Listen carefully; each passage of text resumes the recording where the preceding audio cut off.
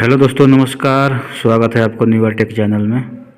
और दोस्तों, आज हम बात करेंगे एक एडन ब्लॉक के बारे में, जिसे ऑक्सिलरी कॉन्टैक्टर भी बोला जाता है। और ये यूज होता है दोस्तों कॉन्टैक्टर के साथ में। और जो इसका काम होता है वो हम जानेंगे कि ये कैसे काम करता है और इसके अंदर क्या क्या चीज़ें होती हैं और ये क्यों लगाया जाता है। आज सारा चीज़ हम जानेंगे, तो वीडियो में बने रहे हमारे साथ। और चलिए स्टार्ट करते हैं हम। तो दोस्तों, इसको ऑक्सिलरी कॉन्टैक्ट बोलते हैं और एडन ब्लॉक भी बोलते हैं इसको।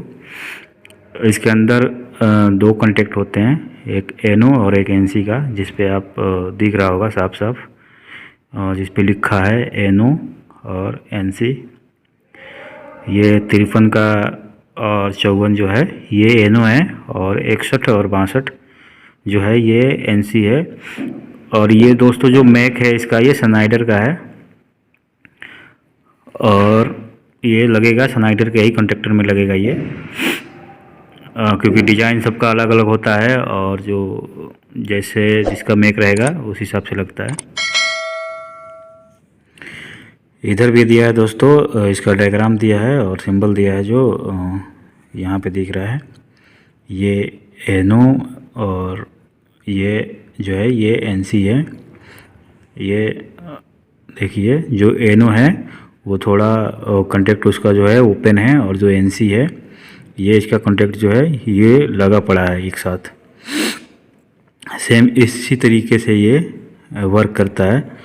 और जब हम इसे कॉन्टैक्टर के ऊपर लगाते हैं तो इसमें एक लॉक दिया रहता है। ये जो होता है ये कॉन्टैक्टर के ऊपर ये फिक्स हो जाता है, और ये जो लॉक होता है ये लग जाता है। और हम निकालते वक्त इसे इस तरीके से पुश करेंगे तो ये क्या होता है, लॉक ओपन हो जाता है और हम इसे आसानी से ऊपर की तरफ से निकाल सकते हैं। जब दोस्तों हम इसे कॉन्टैक्टर के ऊपर फिक्स करते हैं तो कुछ इस तरीके से दिखता है, ये इस तरीके से रहता है। और जैसे ही हमारा कॉन्टैक्टर होल्ड होगा तो ये क्या होता है, इस तरीके से ये नीचे चला जाता है। इसको अपनी तरफ खींचता है कुछ इस तरीके से, तो ये अंदर की तरफ चला जाता है। और जब ये कॉन्टैक्टर होल्ड होता है तो इसका जो कॉन्टैक्ट है, जो एनो दिया है वो एनो से एनसी हो जाता है, और जो एनसी दिया है वो एनसी से एनो हो जाता है। जब दोस्तों ये कॉन्टैक्टर जो होता है ये अपनी तरफ इसको खींचता है, तो अब हम ये बात कर लेते हैं कि जब कॉन्टैक्टर लॉकिंग के लिए एनो पॉइंट से दिया रहता है, एनो पॉइंट से हम देते हैं, तो हम क्या करते हैं कि जैसे हम यहाँ सर्किट बनाते हैं तो हम क्या करेंगे कि एनसी जो पुश बटन होता है वहाँ से जो वायर आता है वो ये इस पॉइंट पे आ जाता है, एनो पॉइंट पे यहाँ पे। और यहाँ से जो निकलता है, यहाँ से निकल के कॉन्टैक्टर के A1 पे चला जाता है।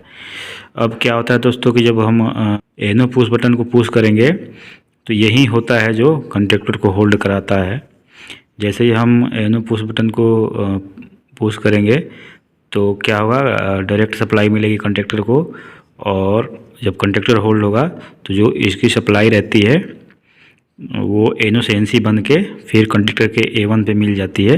तो हमारा कॉन्टैक्टर क्या होता है, कंटिन्यू होल्ड हो जाता है और होल्ड रहता है।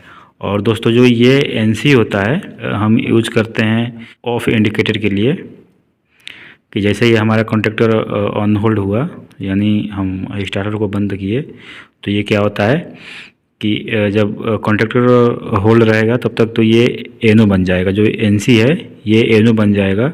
और जैसे ही हम स्टार्टर को बंद करेंगे तो ये क्या होगा, फिर अपने सेम पोजीशन में आ जाएगा, ये फिर एनसी बन जाएगा। और जब एनसी बन जाएगा तो क्या होगा कि हम यहाँ पे एक सप्लाई दे के रखेंगे, और जब ये एनसी बनेगा तो यहाँ से सप्लाई दे देगा ऑफ इंडिकेटर को, तो हमारा पता चल जाएगा कि हाँ हमारी स्टार्टर जो है वो ऑफ है।